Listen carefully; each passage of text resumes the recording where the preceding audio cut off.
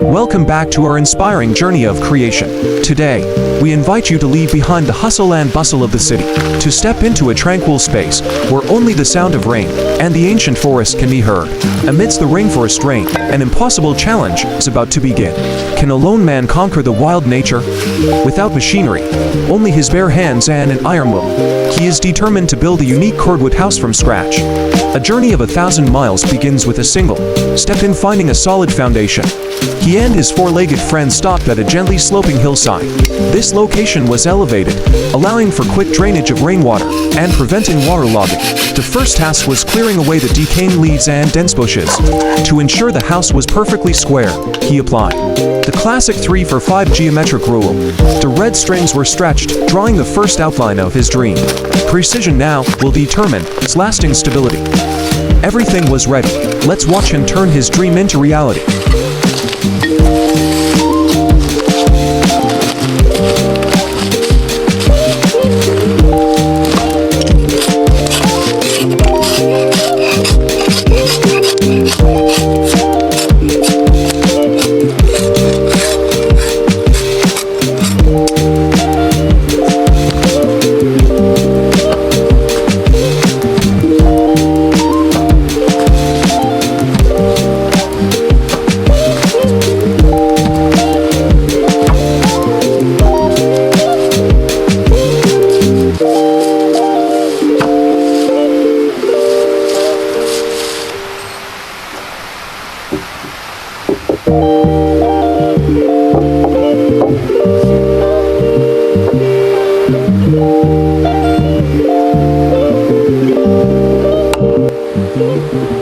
Once the frame is firmly in place, the entire load begins to be concentrated on the roof structure above.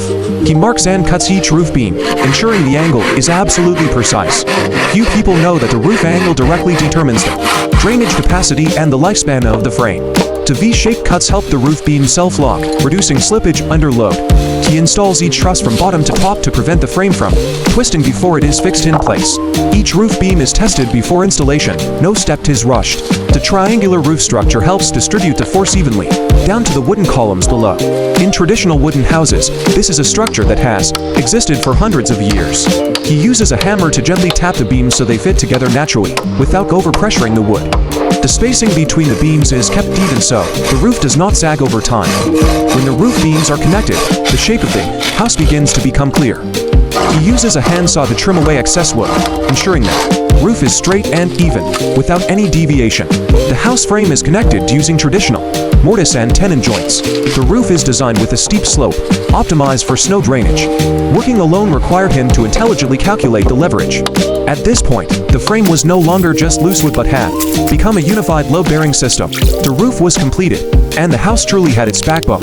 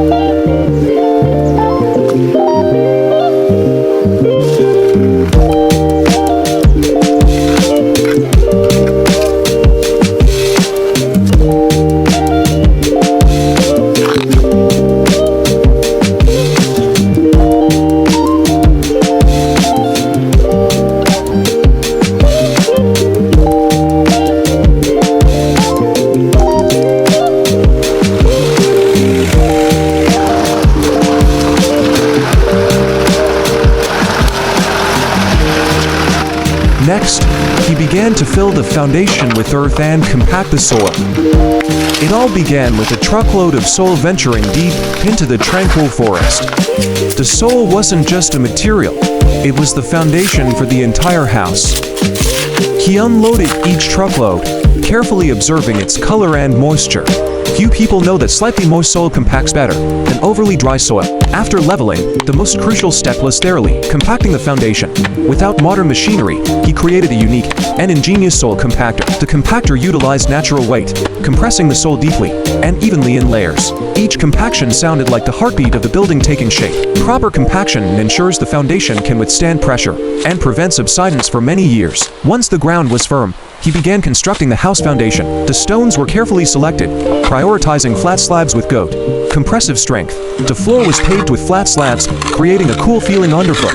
Natural stones have unique patterns and colors. No two stones are alike. A layer of sand underlayment helps the stones self-regulate, preventing cracking. Morging requires meticulous attention to detail to ensure a smooth, easy-to-clean surface. Only just enough mortar is used, avoiding hardening that could cause the foundation to crack. Each stone is placed as if solving a jigsaw puzzle. He doesn't build quickly. Each stone is carefully positioned and rotated to interlock with the others. The work is slow, but each step is crucial. His patience transforms inanimate objects into a solid foundation. The house foundation gradually emerges clearly in the quiet forest. This is a dry stone foundation technique combined with soft mortar, allowing the foundation to withstand pressure without cracking.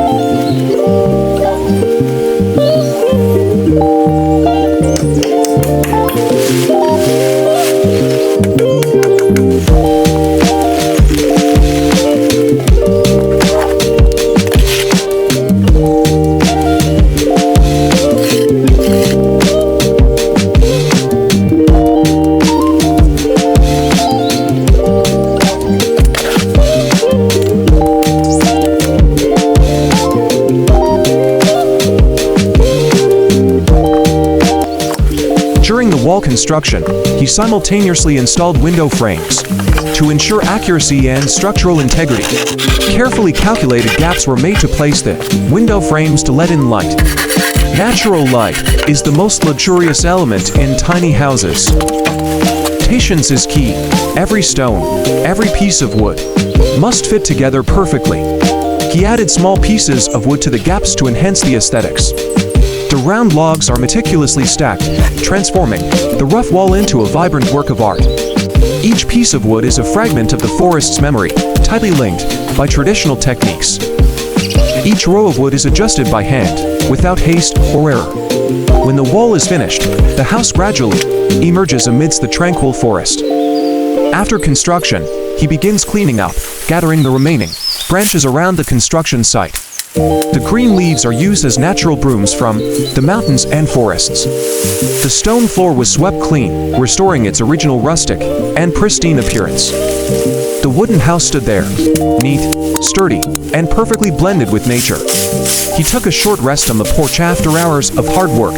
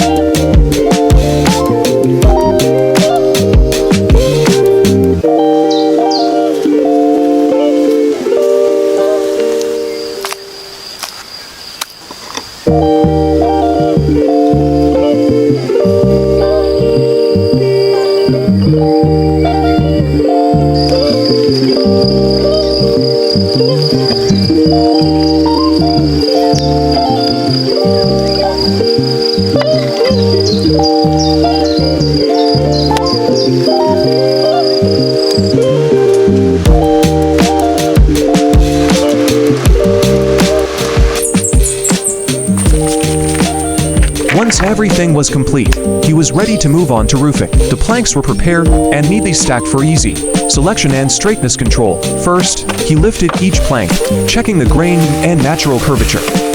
Few people know that laying planks in the correct grain direction makes the roof more durable and less prone to warping over time. He carefully measured the distance between the roof rafters, ensuring the load was evenly distributed. For small houses, a deviation of a few millimeters can cause the roof to sag after many rainy seasons. When cutting the planks, he used a handsaw to keep the cut clean, avoiding cracking the wood fibers. This is a traditional method that helps the edges of the planks fit tightly, preventing rainwater from seeping back in. Each plank was placed on the frame, pressed tightly together with precise hand pressure. He didn't nail them too tightly, as would need space to expand and contract with temperature changes. At the joints of the roof, he paid particular attention to the overlap between the planks. Properly applied eyelid tape will create a natural water flow, preventing rainwater from accumulating.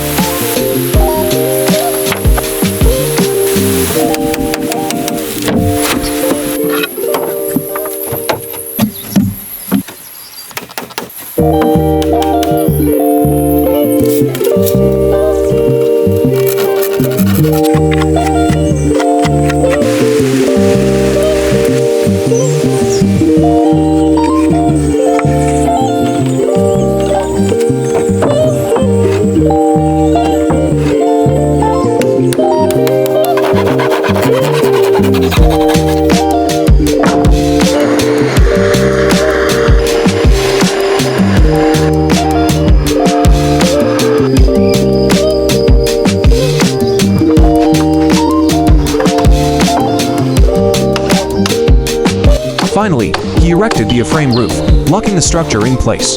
Two diagonal beams met at the apex, creating an optimal drainage slope. He adjusted the middle roof to perfectly match the two side roofs. Each plank was laid from bottom to top, overlapping the edges. This method allows for quick water drainage and prevents backflow. The front porch roof was connected, creating shade for the doorway. The A-frame roof distributed the load evenly down to the sturdy stone columns. The wooden roof structure ensured the house's durability over time. With the middle roof completed, the house was clearly finished. A final step concluded the patient construction journey.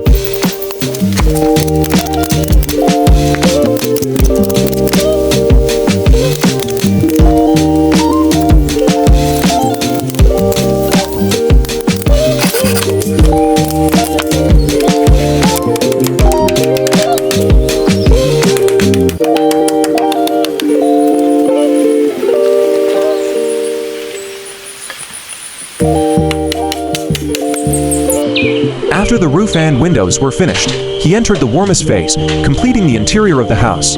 From the rustic wooden frame, the interior space now began to breathe the air of a true home. His first task was climbing into the small attic, which served as a resting place. A thin blanket was carefully laid out, serving as both a bedsheet and providing warmth at night.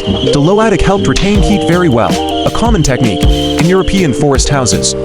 Then, he moved on to the newly completed windows. He hung thin fabric curtains one by one, enough to block the wind but still filter the light. The curtains not only provided privacy, but also helped reduce the chill in the early morning.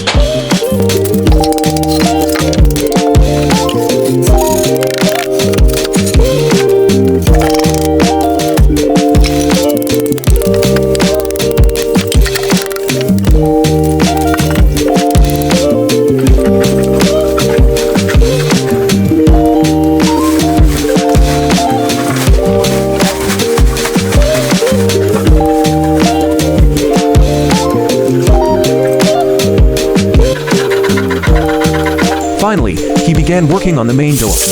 He meticulously measured the door opening, ensuring both airtightness and aesthetics. Carefully selected wooden planks were laid parallel on a flat stone base. He adjusted each plank, maintaining even gaps to allow the wood to expand naturally. A horizontal beam was fixed at the top, creating a sturdy frame. Next, he installed diagonal support beams to prevent the door from sagging over time. The joints were hand-nailed, ensuring both strength and a rustic look. The finished door was then tested on the frame to check the fit.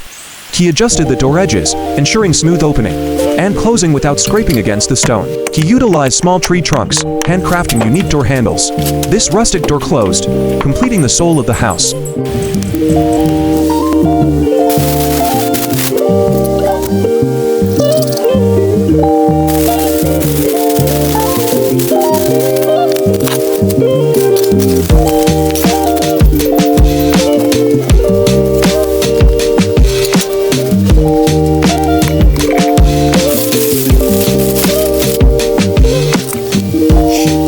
wood house stood tall, perfectly blending into nature. But this was only the first stop on a long journey. The coming winter with its snowstorms would be a real test. Will the heating system be strong enough to withstand the sub-zero temperatures? How will he prepare his food and firewood? And what other survival amenities will he upgrade next? The answers remain to be seen in upcoming videos. Subscribe to the channel so you don't miss this inspiring survival journey.